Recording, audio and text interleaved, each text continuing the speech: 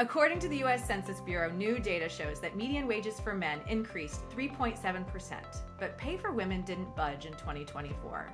The gender wage gap for women in the United States now sits at a stubborn 81 cents to every dollar earned by men, which is down from 83 cents in 2023. There are various reasons why the gap may have widened, but we're not here to debate the causes. What is of biggest concern is that that deficiency has a ripple effect on women's ability to build and keep wealth. But here's the truth. There are strategies and decisions women can implement right now to stay in control of their financial futures. And that's what today's conversation is all about. I'm Terra McBride, Chief Marketing Officer with Prime Capital Financial, and today I'm joined by two of my colleagues. You'll recognize Will McGough, our Deputy Chief Investment Officer, and we're excited to welcome Katie Randall, one of our incredible financial advisors, to the conversation.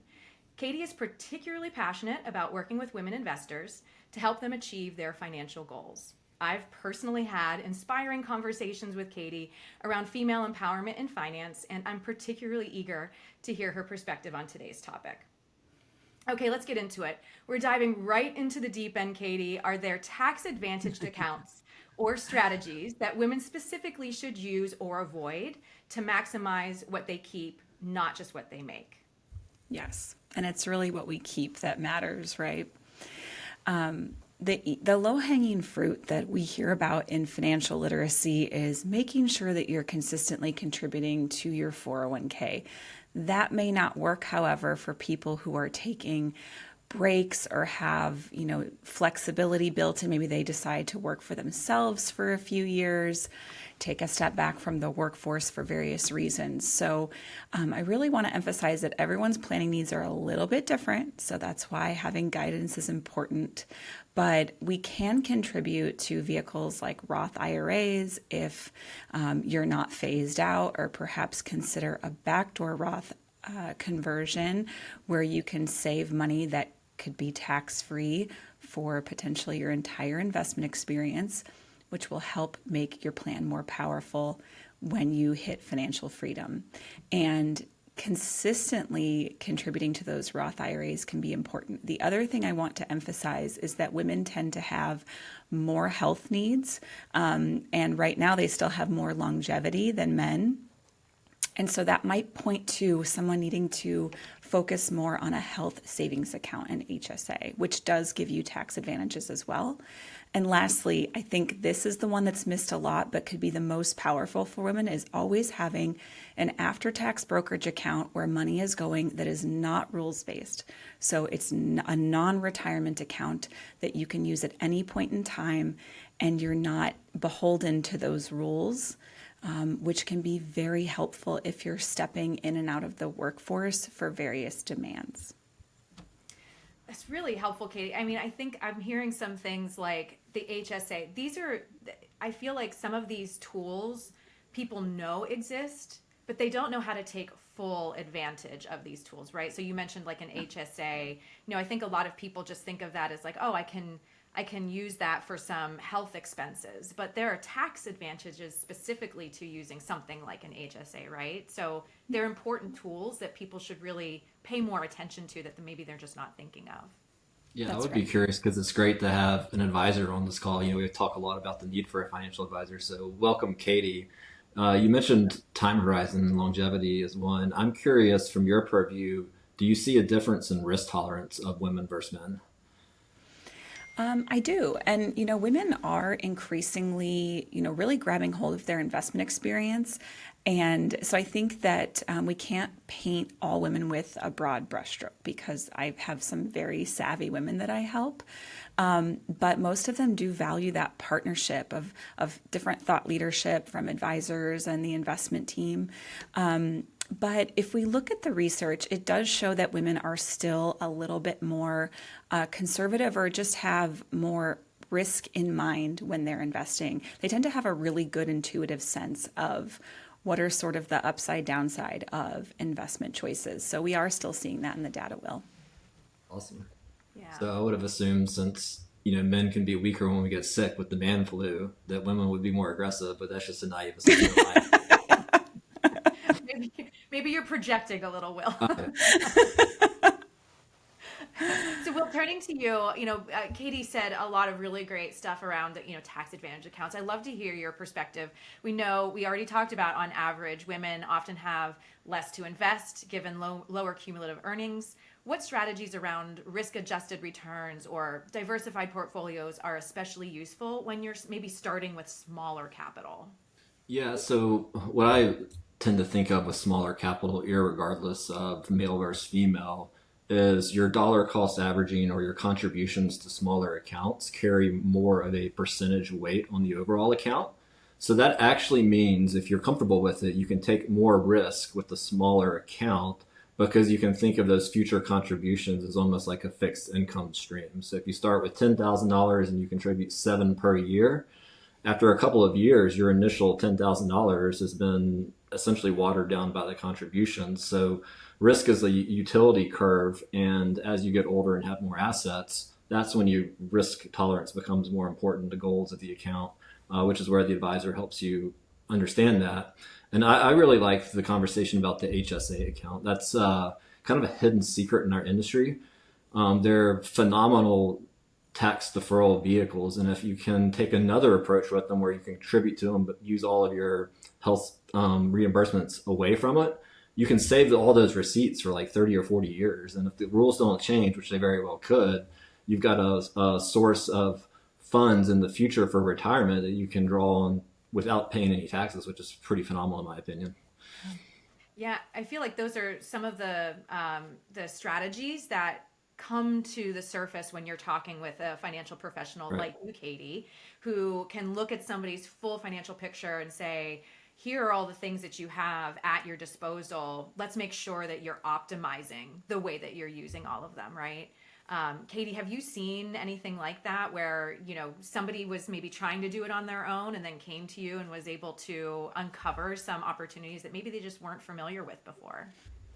Absolutely. And one of the things that I have seen most of is that, people are always trying to do the right things, which is focusing very heavily on that employer plan. But when life changes or you start a business or whatever happens, we're realizing we need the flexibility of these different buckets and these different strategies that all come together and kind of complement each other. And maybe this is something that Will could speak to as well, but on the investment side too, there's so much more nuance that's now available to people that are still working on building their nest egg. And one of the coolest strategies we've been able to integrate now at even smaller portfolio levels is direct indexing, where we can have a tax loss harvesting component that's actively creating more tax efficiency in your experience. And you can, again, build that up over time and use it in the future. So we're really focused on things like that just keep more dollars in the pockets of women and men. Yes. Yeah, So, I would agree. Yeah, direct indexing is great. And a lot of people don't think about the future, like you were just alluding to, Katie, in that you can use losses now and accumulate them in a carry forward. And that's actually an asset that you can then offset future gains against. So we see a lot of clients come to us and they've been passive investors for 35 years and they're sitting on 400 to 600% gains in just broad market funds and ETFs, and they're hamstrung. They can't do anything. But if they would have been direct indexing for the past 20 or 30 years, they would have a much more flexibility to have somebody like Katie help them with asset location and strategy to ultimately maximize whatever their goals and objectives are. Yeah, so Will, sticking with you, we've already highlighted that women tend to live longer on average. So can you explain a concept called longevity risk? Some of our viewers might have heard of this phrase. So can you explain longevity risk and how an investment strategy should take something like that into account? And then kind of building off of that, can you touch a little bit on any shifts that might be prudent for investors in high inflation or rising interest rate environments, like what we're potentially going to see soon? Right. So longevity risk is kind of a tricky one to talk about because you're trying to figure out how long you may live and to figure out how long you may need an investment portfolio to support income for your living needs. And nobody wants to talk about their mortality, but unfortunately we have to, because there's a lot of other financial planning concepts that help the generations behind you that we won't touch on here either. But essentially, the goal of all planning software and financial advisors is to figure out a return stream of pool of capital over time. So there needs to be some sort of endpoint there. And longevity simply refers to the statistics behind the fact that females tend to live longer than males.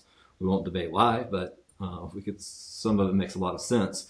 And so the fact that women tend to live longer than men means their portfolio probably needs to have a little bit more risk assets early on, as you talked about earlier. And then the problem with anybody over a time horizon is the debasement of currency. So the more the government prints, the less the dollar is worth, more costs of goods and services go up. And so you need to protect against inflation. And so there's different types of asset classes that can help with that. Obviously, equities have kind of a natural long-term risk premium associated with that as well. So they're an easy answer, but equities carry a lot of risk. Inflation protected bonds could be an answer. So it really just kind of depends on, again, the goals and objectives of the client with regards to the optimal portfolio allocation. And again, I'm one step removed. I view Katie as my client here at Prime Capital because Katie has the clients which she's trying to help. Yeah, so turning back to you, Katie, we're going to wrap things up with you. What are some common financial mindset or behavioral hurdles you see among women that typically hold them back from maybe building wealth, and how can they overcome those hurdles? Yeah.